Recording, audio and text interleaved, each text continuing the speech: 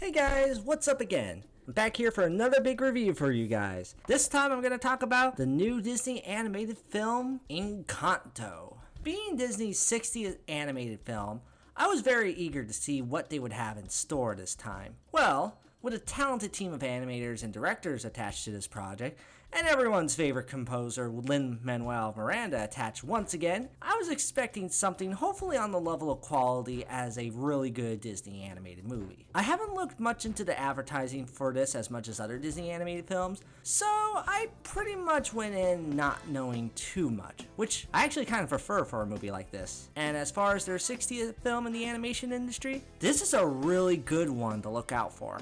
Encanto's main focus relies on a family, as the film deals with a girl named Mirabelle being a part of this magical home where all of her family have these unique powers of their own, except for her. Without spoiling too much, the movie deals with her finding out more about her place in this extraordinary family, being the outcast of the group. When comparing it to Disney's earlier animated affair from this year, with Raya and the Last Dragon, this definitely feels more like what they usually do, with it being a musical and not so much an action-adventure movie. However, I ended up really liking Encanto a lot more than Raya. Even though the film isn't nearly as ambitious story-wise, what gives it over the edge to Raya is that it ends up improving upon what I think was the biggest issue with that film. Raya and the Last Dragon had a great cast, but my main issue is that some of them didn't feel like they were as big of a part of a story as they could have been. Like, you could have gotten to know them a little bit more in the film,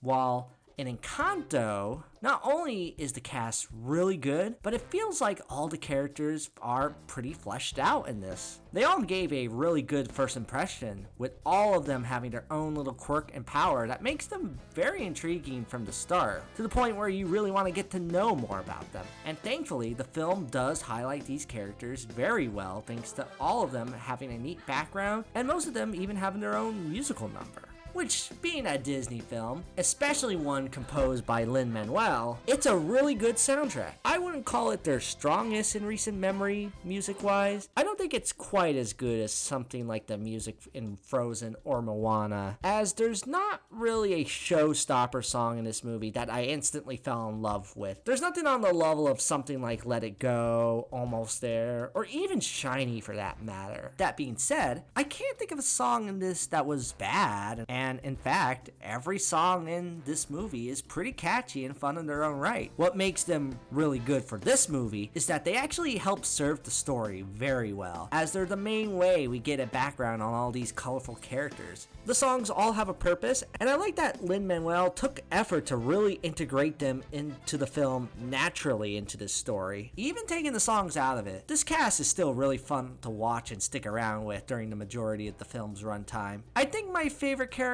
of the group might be Bruno, who's played up as kind of this mysterious character, and what they end up doing with him worked really well for me. Also, props to John Leguizamo's voice work here. It might be because I'm used to him playing Sid the Sloth in the Ice Age movies, but it's honestly pretty nice to have an animated movie featuring him, and he actually holds it back a little bit in this role. Not like every other animated movie he's in where he plays a crazy, over-the-top psychic character. He instead plays it a lot more calm, but still very funny and enjoyable.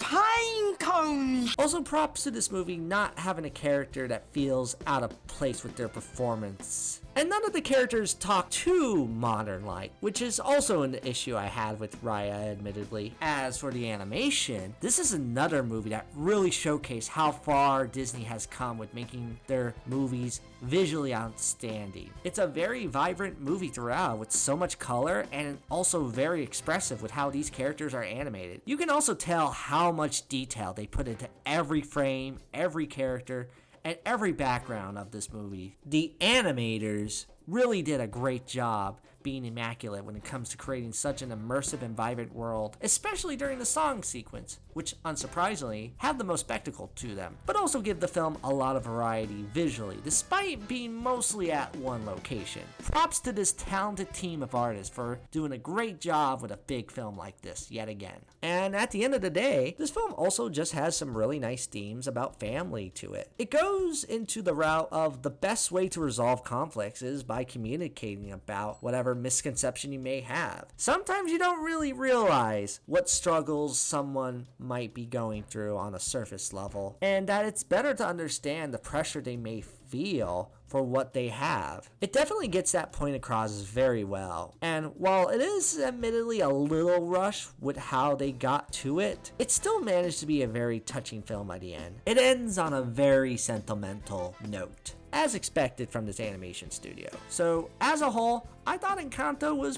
pretty great. It's not Disney's strongest, even compared to a few other films they've done in recent memory, but it does the job of being an updated Disney film very nicely. It doesn't try too hard with its updated formula, and instead, these characters, the animation, and the themes really help make this an engaging little movie from beginning to end. And before I end this review, I also wanted to add that the short in front of this movie is one of my favorite shorts in recent memory from Disney. It's a cute little short about a little raccoon that I think perfected the CGI 2D aesthetic that Disney has started with Paper Man. Plus, I'm also a sucker for these themes about communicating in a friendly manner being the better way to go, rather than going the aggressive route. So this film is worth seeing for that short alone, in my opinion. Regardless, Encanto is worth checking out as another great animated piece of work from so many talented animator and artists. So take that for what it's worth. And I'm gonna give Encanto a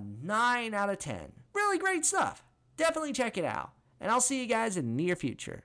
Peace out. We don't talk about Bruno, no, no, no. We don't talk about Bruno.